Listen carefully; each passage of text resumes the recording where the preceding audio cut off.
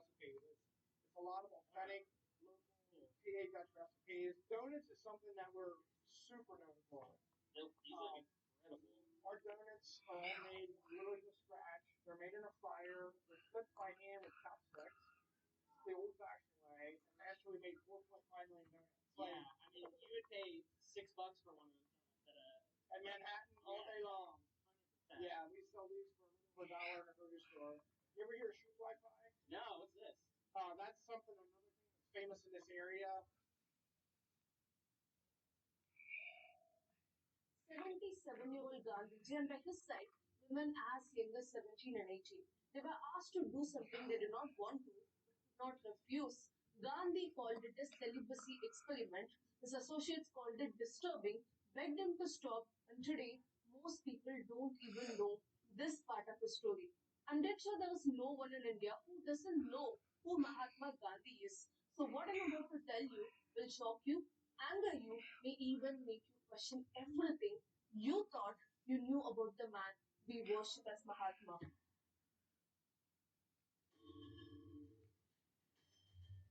Let me tell you what Mahatma Gandhi was doing, and then you will understand why this is so disturbing. Between 1946 and 47, Gandhi began something he called celibacy experiments with young women.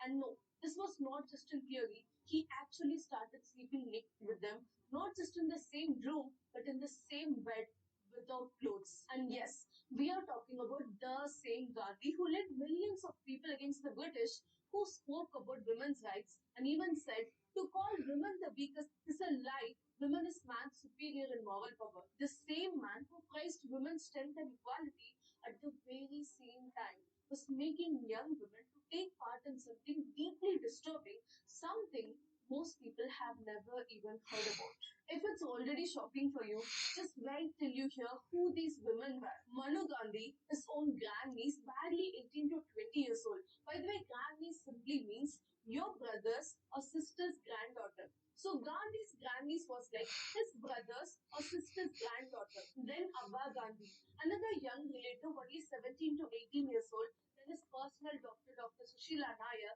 in her early 30s. Brapavati Narayan, wife of socialist leader Jayaprakash Narayan, who was in her 40s.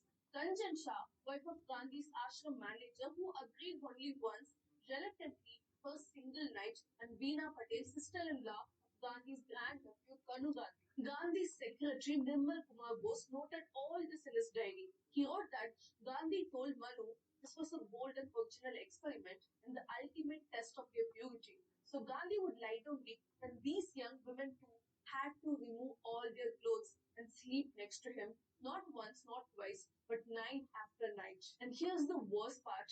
Gandhi himself admitted in a letter that most of these women did not want to do it. He wrote that Abba slept with me for hardly 3 nights, Kanjan slept with me for only one night, almost all of them would strip reluctantly. I've written that they did so at my prompting. Here, reluctantly means they did not want to, but still did it. And when Gandhi says at my prompting, it means only because he asked them. I'm not doing that. Their own choice. Oh, that's just think about it for a second.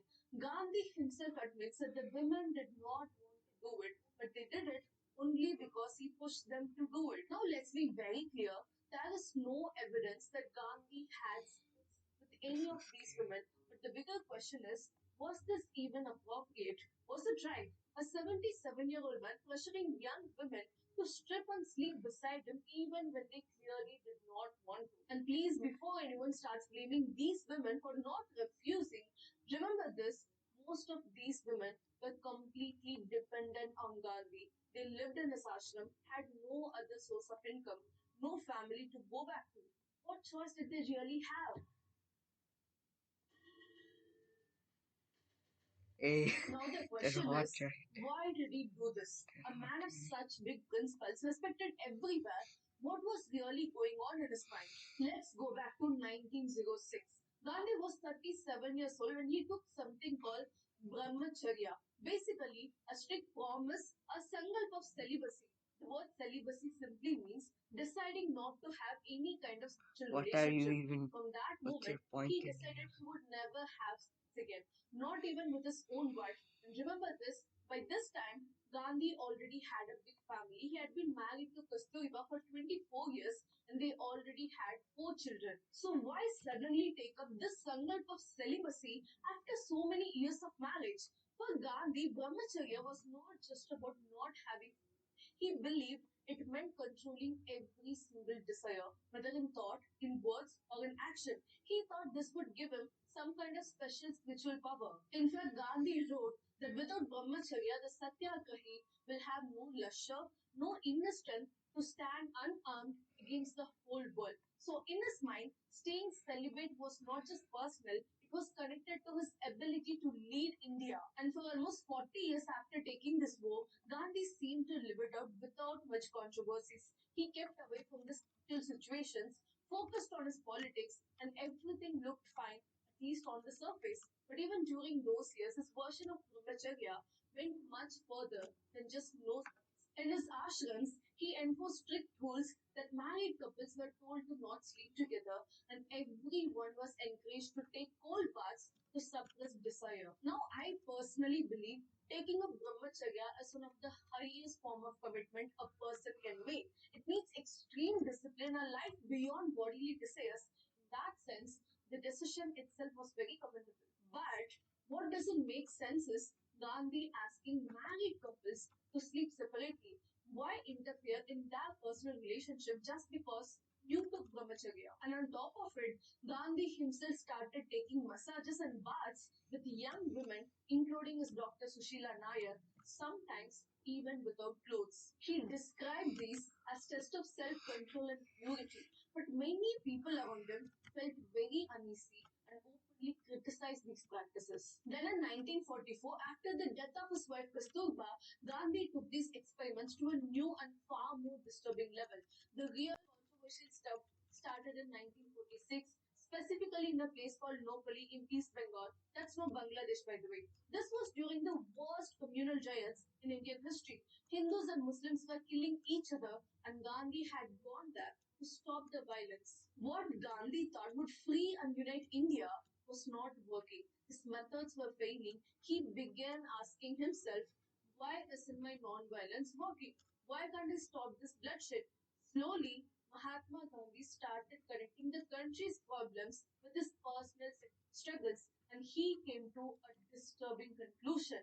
Maybe it was because he had not truly conquered his sexual desires. So, at the age of 77, instead of focusing on stopping the riots, Gandhi decided to conduct what he called experiments with young women. He believed that if he could prove he had no feelings left, somehow his non-violence would become more powerful and save the country. Does that sound crazy to you?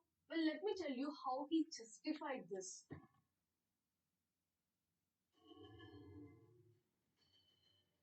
Gandhiji gave three main reasons for these experiments. First, he said it was for spiritual purification. He wanted to become so pure that God would completely control him. And second, he claimed he was testing both himself and the women to see if anyone felt sexual desire. If they could sleep together without any feelings, it would prove their purity. Third, and most importantly, he genuinely believed this was connected to saving India. He thought his personal purity would make his non-violence more powerful. In his mind, he was not doing anything wrong. He thought of it as a split.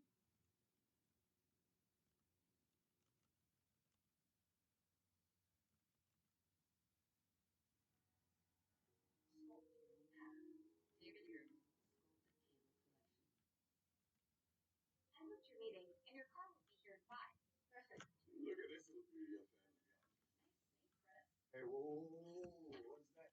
Oh, yeah, Alexa Plus. That's just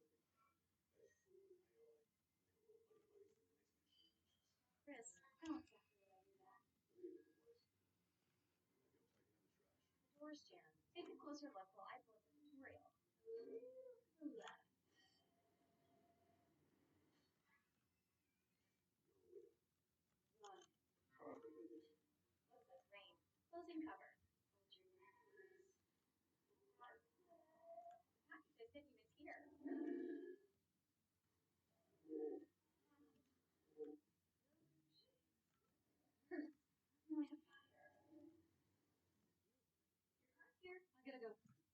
Love you. Can I book you a massage?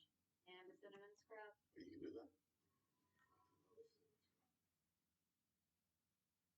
के दशक की माया नगरी Bombay police की एक बेहद ईमानदार और उसूलों वाले हेड कांस्टेबल इब्राहिम कासकर का परिवार रहता था। इब्राहिम एक ऐसा शख्स था जिसने जिंदगी भर अपनी खाकी वर्दी पर रिश्वत का एक दाग नहीं लगने दिया।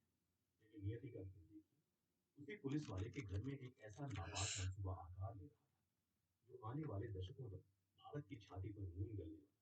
इब्राहिम का बेटा दाऊद इब्राहिम, दाऊद बचपन से ही पढ़ाई लिखाई में उसका कोई मन नहीं। उसकी आंखें हमेशा अपने इलाके के उन भाई लोगों को घूरती जो महंगी घड़ियां पहनते थे, जिनके पास इंपोर्टेड गाड़ियां थी और जिनके एक इशारे पर पूरा बाजार बंद हो जाता था। दाऊद की आंखों में मुंबई के अंडरवर्ल्ड का बेताज बादशाह बनने की भूख थी। शुरुआत हुई डोंगरी की सड़कों पर छोटी मोटी चोरियों, राहगीरों को लूटने और दुकानदारों से हफ्ता वसूली करने से। उस वक्त मुंबई पर राज था बड़े खिलाड़ियों का, हाजी मस्तान, यूसुफ पटेल और करीम लाला। स्मगलिंग की दुनिया पर करीम लाला का राज था। 20 साल के उस नौजवान दाऊद ने करीम लाला का गैंग ज्वाइन कर लिया। दाऊद का काम था स्मगल किए गए सोने, घड़ियों और हथियारों की कंसाइनमेंट को पुलिस की नजरों और बाकी दुश्मन गैंग से बचाकर सुरक्षित ठिकाने तक पहुंचाना। लेकिन दाऊद कोई आम गुंडा नहीं था। वो सांप की तरह कुंडली मारकर बैठा था, बस सही वक्त का इंतजार कर रहा था। गैंग में करीम लाला के 2 सगे भांजे भी थे, औरंगजेब और अमीरजादा। इन दोनों को दाऊद की बढ़ती हुई अहमियत और उसकी चाल